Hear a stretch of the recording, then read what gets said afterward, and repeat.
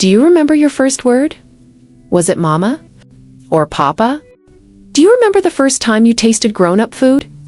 What about your very first day at preschool? Did you cry, clinging to your mom's leg? If your answer is, I don't remember, you're not alone. In fact, it's completely normal. As the old saying goes, children don't form memories before the age of 3. But ever since psychologist Caroline Miles coined the term childhood amnesia back in 1893, scientists have been trying to answer one profound question. Why don't we remember the earliest years of our lives? What are the theories behind childhood amnesia? Sigmund Freud was the first to give this phenomenon a name, childhood amnesia. He believed that our early memories were lost because of trauma, buried deep by the mind to protect itself. In his view, forgetting was a defense mechanism, shielding us from the emotional chaos of infancy. But there was a problem. Freud's theories weren't based on experiments or data. He himself admitted they lacked scientific validation. Over time, his ideas lost favor in modern psychology, and his theory on childhood amnesia was largely abandoned. So, the mystery remained. A patient named H.M. In 1953, a man named Henry Molaison, known in scientific literature as patient H.M., underwent surgery to remove a large part of his hippocampus to treat severe epilepsy. The operation worked. His seizures stopped. But something unexpected happened. Henry could no longer form new memories. Even memories from a year or two before the surgery began to fade.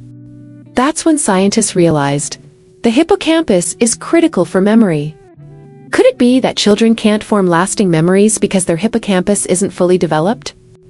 That seemed like a promising lead. But memory, it turned out, was even more complex. The sea slug that held the secret.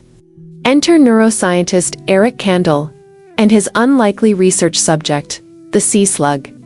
Not exactly a cute creature. This deep-sea mollusk has a simple brain made up of only about 20,000 neurons. But each neuron is enormous, big enough to observe with the naked eye. That made it perfect for studying how memory works at the cellular level.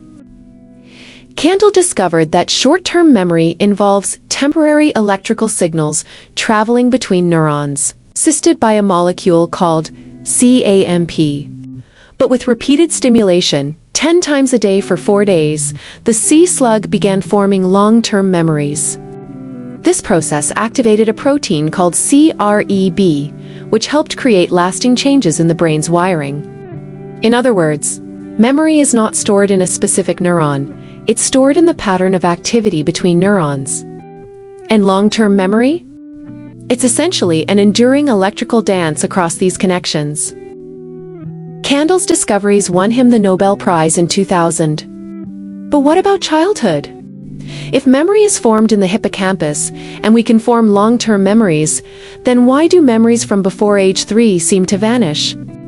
Psychologist Patricia Bauer tackled this question in the 1990s with a long-term study. She interviewed 3-year-old children about recent events, like a trip to the zoo, and recorded their answers.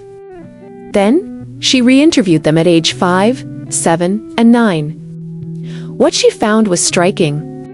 At ages 5 to 7, kids could recall over 60% of those early memories. By 8 or 9, that number dropped below 40%.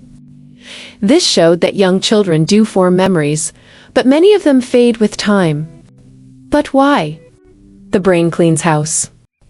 In Japan, obstetrician Akira Ikagawa conducted surveys with over 3,000 families. Astonishingly, about 21% of children claimed to remember being born. Some, around 33%, even described memories of being in the womb. If that's the case, early memory is possible. So, again, why don't we remember?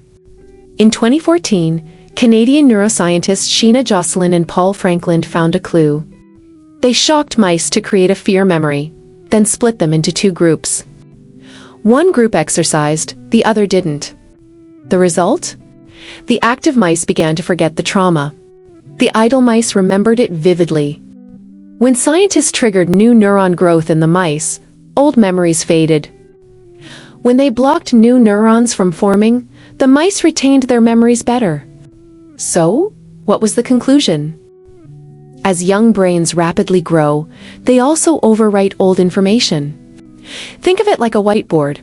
Once it's full, you have to erase to make space. This gave rise to a new theory. Our brains intentionally delete early memories during a developmental cleanup phase. But what about near-death experiences? Here's where things get even stranger. In near-death experiences, many people report seeing their entire lives flash before their eyes. In vivid, crystal-clear detail. Everything. Even infancy. If early memories were truly erased, then where do they come from in such moments?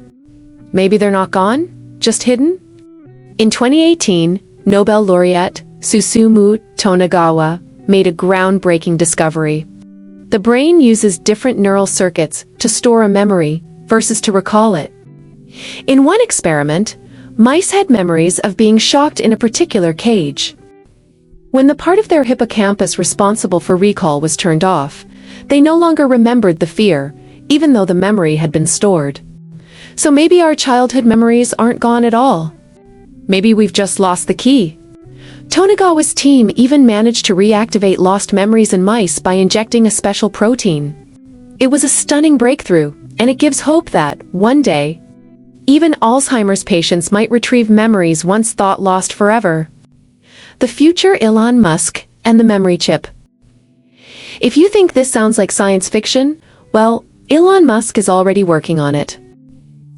Through his company Neuralink, Elon Musk is developing a brain-computer interface, no bigger than a coin, that may one day help paralyzed patients regain movement and even restore lost memories. Trials are already underway. So, why can't you remember your first word? Maybe it was mama, maybe it was papa. Maybe you cried at preschool, or maybe you didn't. But just because you don't remember it now, doesn't mean it's gone. It might just be sleeping deep inside your brain, like a forgotten song waiting to be heard again. Subscribe and hit the notification bell so you don't miss what's coming next.